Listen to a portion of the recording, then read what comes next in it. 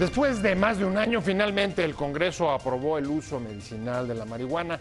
Esta es la primera vez que oficialmente se reconoce el valor curativo de la cannabis. Sin embargo, ahora ¿qué va a pasar? Esos son los grandes interrogantes. ¿Cómo se va a producir? ¿Quién la va a producir? ¿De qué manera va a circular? ¿Y cómo va a llegar a los consumidores? ¿Cómo va a llegar a las gentes que necesitan de ese fármaco y que hasta ahora habían tenido que ampararse o conseguir permisos especiales vía COFEPRIS? Se abre una amplia perspectiva que por el momento lo que tiene son preguntas sin responder. Pero de eso vamos a hablar hoy en Opiniones Encontradas. Muchas gracias por estar con nosotros en este programa en el que todas las ideas se pueden cuestionar siempre que se debatan. Soy José Buendía y le dejo mi Twitter, José Buendía MX. Acompáñenme a ver unos datos de contexto para entrar a nuestra discusión directamente aquí en nuestro foro. Después de más de un año de debate, el Congreso autorizó el uso medicinal y científico de la marihuana en México, una decisión que refuerza el cuestionamiento al modelo prohibicionista detrás de la guerra contra las drogas. El aval pone en duda el paradigma de la política de drogas porque implica el primer reconocimiento oficial de los beneficios terapéuticos de la cannabis.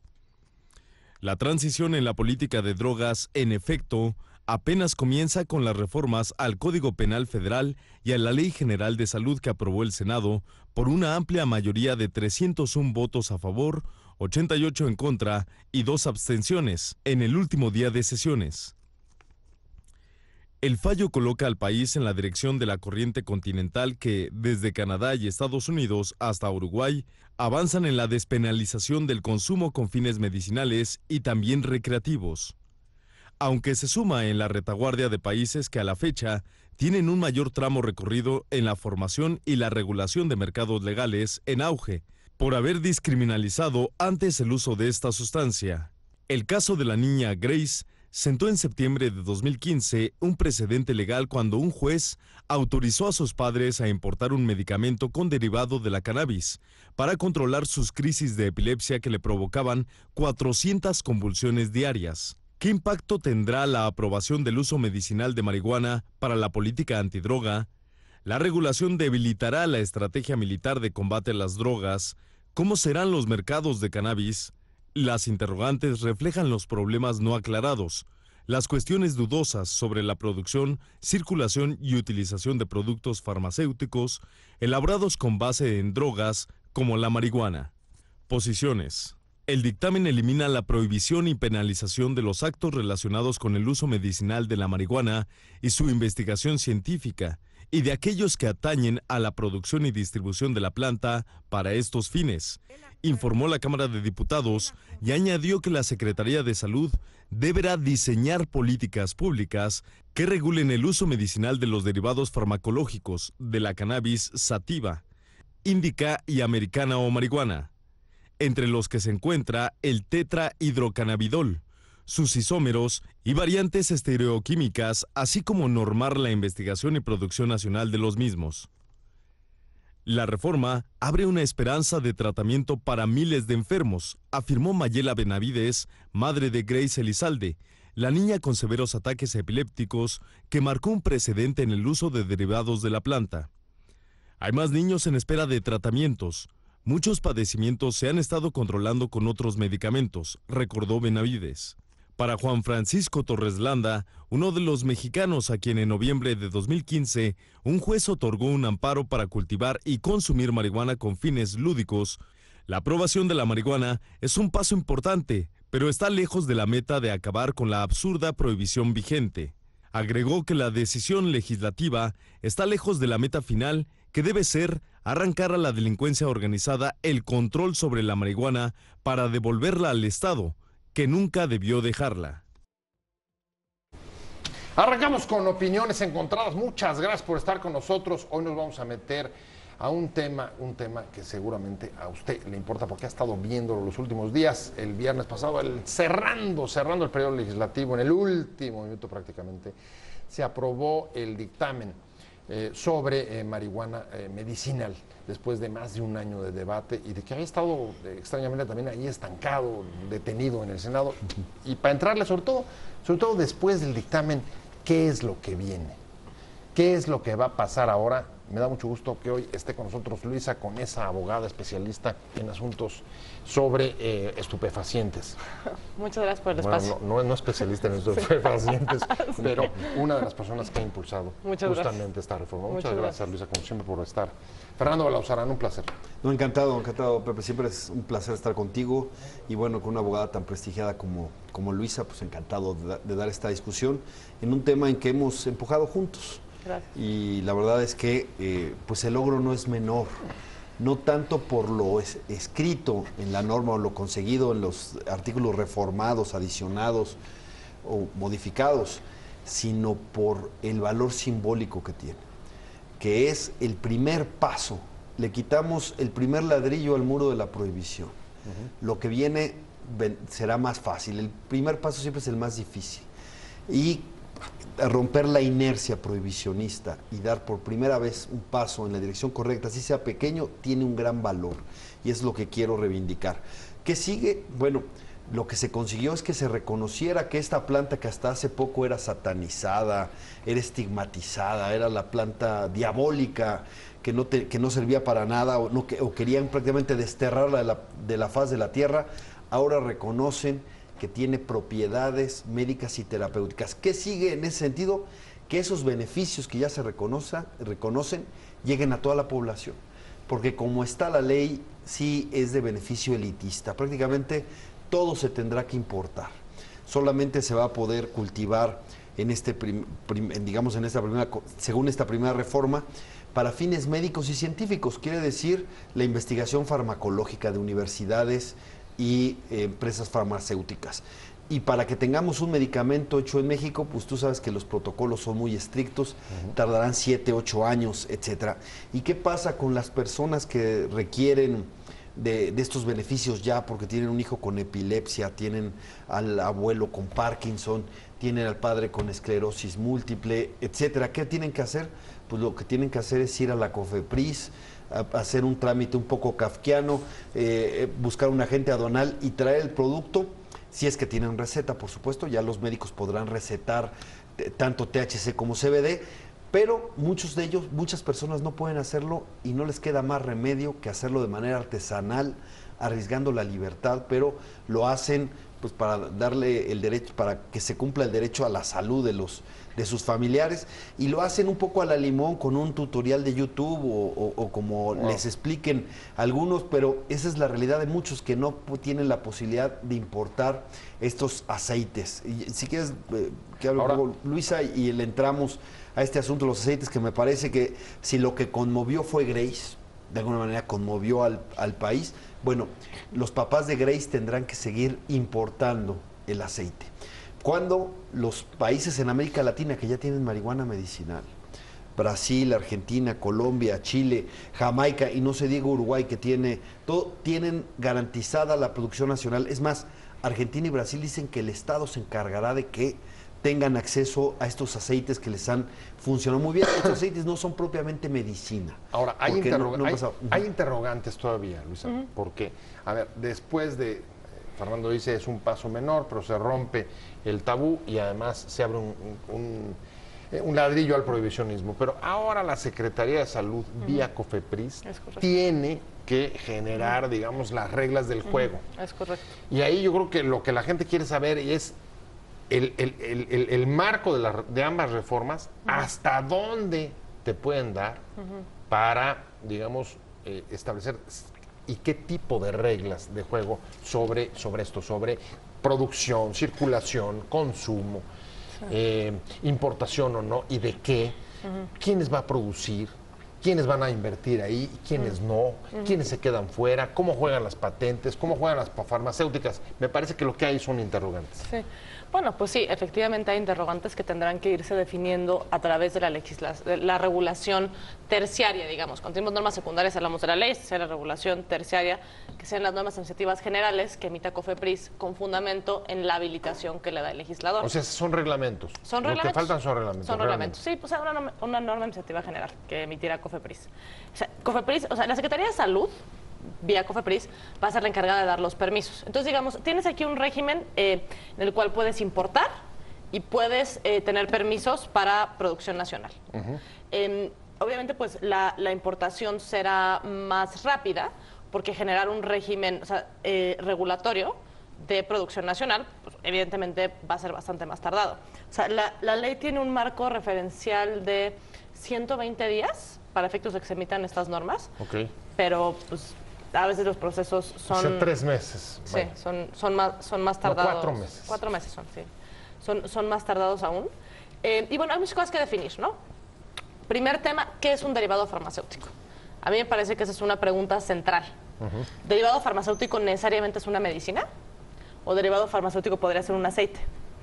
Yo creo que es una pregunta que tiene que responder COFEPRIS y no está definido en ley. Entonces ahí pues todavía existe un camino por andar y precisamente si estamos hablando de un principio pro persona, de garantizar de mejor manera la salud, sin duda un aceite debe de entrar en esa definición. Sí. Ok, a ver, pero lo que está diciendo Luisa es que puede ser mucho más amplia la implementación o mucho más restrictiva según los criterios que establezca la Secretaría de Salud. Y es cierto, hay que trabajar para que los criterios sean lo más amplio posible. Pero mira, para que nos demos una idea, estos aceites se venden en Estados Unidos como si fueran suplementos alimenticios. Es decir, que están incluso en los estados donde no está permitido la marihuana medicinal, no se han votado. Son suplementos alimenticios y están en los comercios. ¿Para qué te sirve el aceite? Es que ese aceite le ha ayudado a muchos años. ¿Qué tiene? Tiene básicamente, estos aceites que se permiten así, son básicamente de cannabidiol. Hay otros aceites que tienen THC, que también sirven y son importantes, pero estos que tienen básicamente cannabidiol, que tienen un porcentaje muy pequeño de THC, de tal manera de que no se consideran psicoactivos. Y como no se consideran psicoactivos y sus daños secundarios o sus problemas secundarios son menores, es decir, te puede dar hambre, te puede dar sueño, esos son los efectos secundarios, son casi de risa, porque incluso si alguien tiene problemas para dormir hasta le ayuda, si alguien es inapetente hasta le ayuda, ¿no?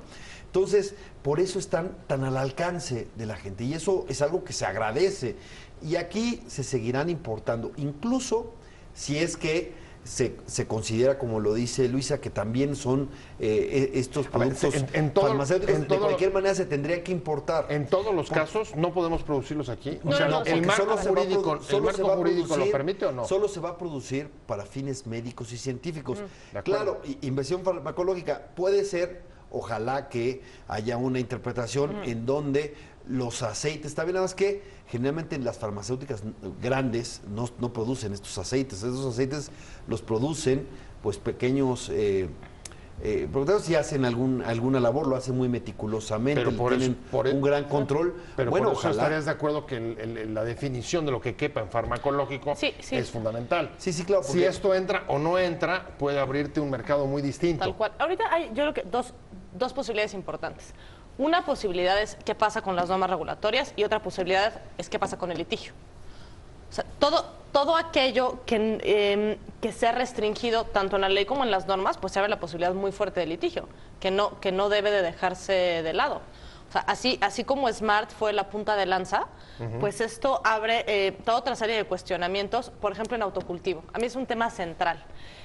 Los pacientes han llevado a cabo autocultivo de manera exitosa hasta ahora. Y cuando tú dices, tienes un derecho a la salud, pero solamente lo puedes exigir de la manera en la que yo te digo con un derivado farmacéutico. Oye, pero si ya reconociste que tiene propiedades medicinales, ¿por qué solamente lo voy a poder exigir de una manera que me resulta mucho más costosa en términos de derechos? O sea, lo que podrías lograr haciendo un aceite, digamos, una cooperativa o haciendo un aceite en casa, o otro tema esencial, con la planta misma, te está diciendo el legislador, no. Solo puedes ejercer tu derecho de la manera en la que yo te digo, sin ningún fundamento de por qué sí y por qué no. Es que, a ver, ahí hay una contradicción que suena a veces difícil de salvar y es, de repente te dicen, Fer, esta sigue siendo un vegetal prohibido, pero al mismo tiempo reconozco que te puede ayudar, pero te puede ayudar sobre ciertas formas de aplicación y esas te las voy a definir luego. Es correcto. O sea, sí está. Mira, lo que dice aquí Luis es interesantísimo. Es cómo a partir del derecho podemos ampliar esto, ¿no? Que no se quede en una visión restrictiva. Porque sí, la verdad es que es preocupante que las personas arriesguen su libertad. Está más penado plantar en tu casa que si te agarran con 4 kilos de marihuana caminando, es más penado plantar en tu casa. Claro, sería verdaderamente absurdo que alguien por hacer la medicina o digamos, el remedio terapéutico, si se quiere, lo tengan que llevar a prisión, pero está así la ley. Mira, alguien que usa un remedio terapéutico, pero en flor, que es Norberto Rivera. Él anunció en una homilía que lo usa con alcohol para sus reumas. Bueno, ¿no? es que es una receta tradicional de la medicina. Bueno, Norberto Rivera tendrá que seguir yendo al mercado negro. Tendrá que ir con su dealer a conseguir marihuana para ponerlo en alcohol y hacerlo, porque esa forma de terapia todavía no está admitida en flor. ¿Quiénes usan también la terapia en flor? Mucho los enfermos terminales. Esta es la base para que se hagan los derivados farmacéuticos. E insisto, ¿qué es un derivado farmacéutico? Pues será lo que diga COFEPRIS. La ley no define fármaco y tampoco define derivado farmacéutico. Ese es un tema central. Y de lo que surja en las normas, pues a partir de ahí se abren las posibilidades de litigio. Te digo esto con el caso canadiense, que es muy interesante. A ver, están a punto de sacar, entiendo, una reforma muchísimo más ambiciosa. Sí, Canadá ya lleva más o menos 15, 20 años con un régimen medicinal. Y ahora una de las promesas de campaña de Trudeau que ya implementó, después de generar un task force para que definiera una regulación, es la parte recreativa. Pero la parte medicinal tampoco fue de golpe legislativo. Empieza con un litigio en la cual los pacientes que llevan a cabo autocultivo dicen, oye, esta es una restricción, y ganan. Y a partir de ahí se genera una legislación. Y esa legislación... cada vez que se implementa, los pacientes la cuestionan y la Corte la va tirando y la va tirando y la va tirando. Hay dos temas específicos que te quiero comentar. Uno es el autocultivo. Primero te dice la Corte, solamente puedes cultivar 2 plantas. Y dicen los pacientes, ¿por qué solo 2 plantas? Entonces, bueno, ok, sí es inconstitucional. Entonces pueden ser 2 plantas tú y le puedes pagar a alguien para que cultive otra planta para ti. Oye, pero ¿por qué solo 3? ¿Por qué solo 3? O sea, porque de economía de escala no hace sentido esto. Entonces termina habiendo un régimen en el cual puedo hacer cooperativas. Y luego otro tema muy interesante es el tipo de producto. Solamente se podía en flor, originalmente. Entonces vienen los pacientes y te dicen, oye, pero es que para mi tipo de padecimiento, yo no necesito flor, yo necesito aceite o necesito comestible. Entonces hace la Corte un estudio y dice, a ver, efectivamente, si yo te estoy reconociendo el derecho a la salud, es una barrera arbitraria que yo te limite estas maneras de ejercerlo. Esto es, no hay razones justificativas para que solamente sea de la manera que tú, legislador, me estás diciendo. Wow. O sea, a ver, lo que estás diciendo es la perspectiva del desarrollo y la implementación, más allá de lo que abre el marco jurídico, va a ser a punta de litigios. Sí, ¿Estás de acuerdo o no estás de acuerdo? Bueno, ese es un camino que hay que seguir haciendo. Se han conseguido cosas muy importantes por la vía del litigio con los...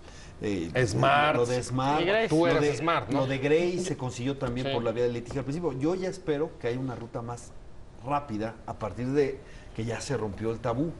Y lo veo por varias cosas. Ahora, sobre lo que dice Luisa, nada más hay que aclarar una cosa.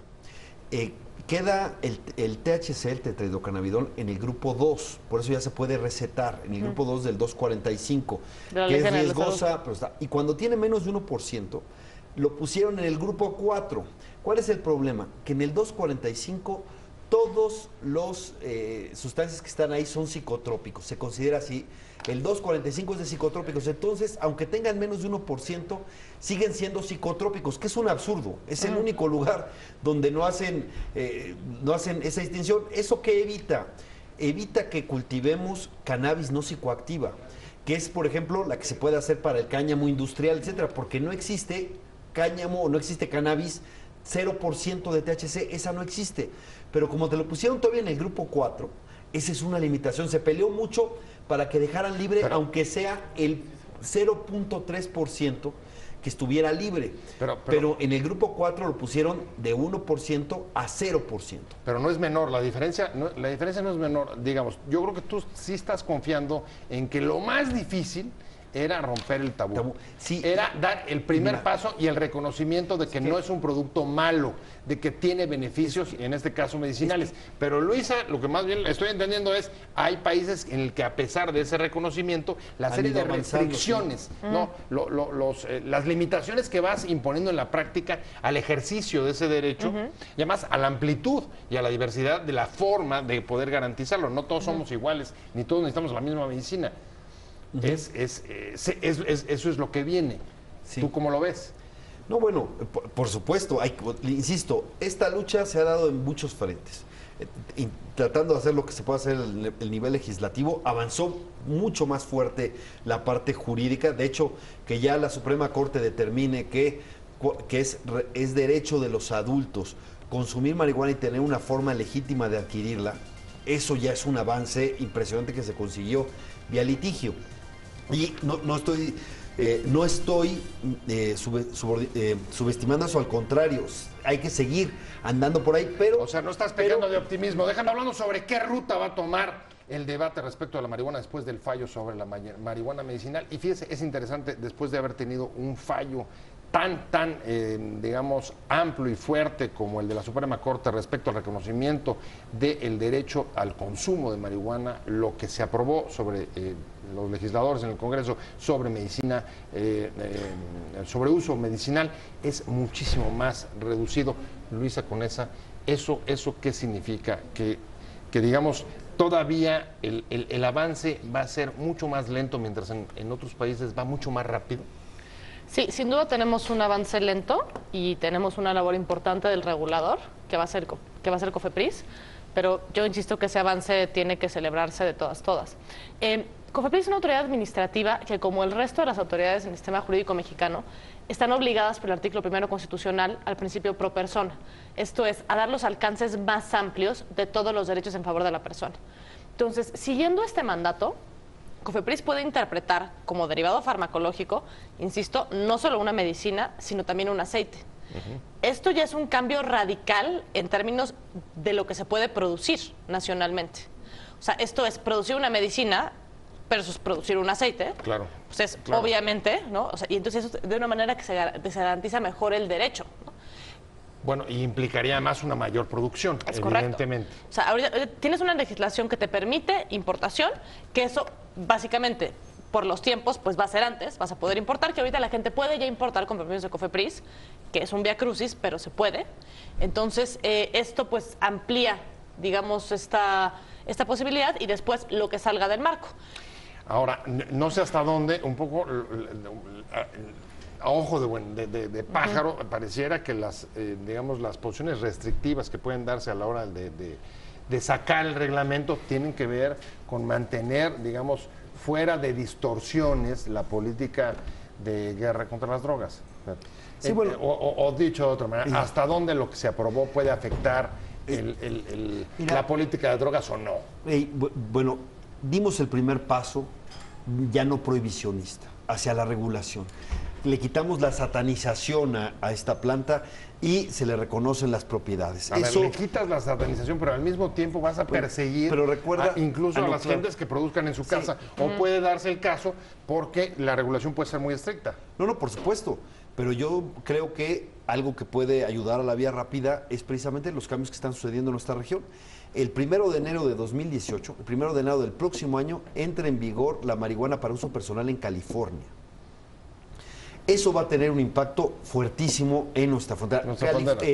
Tijuana es la frontera más circulada en el mundo. California, solo California es la 7ª economía mundial.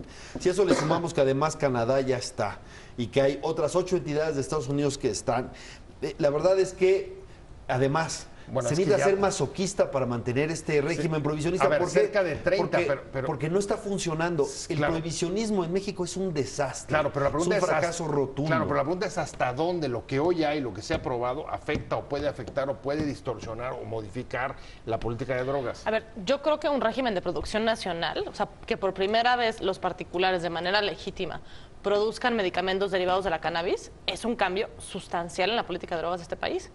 Y por supuesto que vamos a ver un reacomodo, que no va a ser tan rápido como nos gustaría, que no tiene los alcances que nos gustaría. No, eso Pero es ya, cierto. digamos, tú sí coincides, eso abrió la perspectiva, pero tú no lo estás, o sea, tú estás confiando más en lo que pase fuera porque no estás viendo la producción nacional.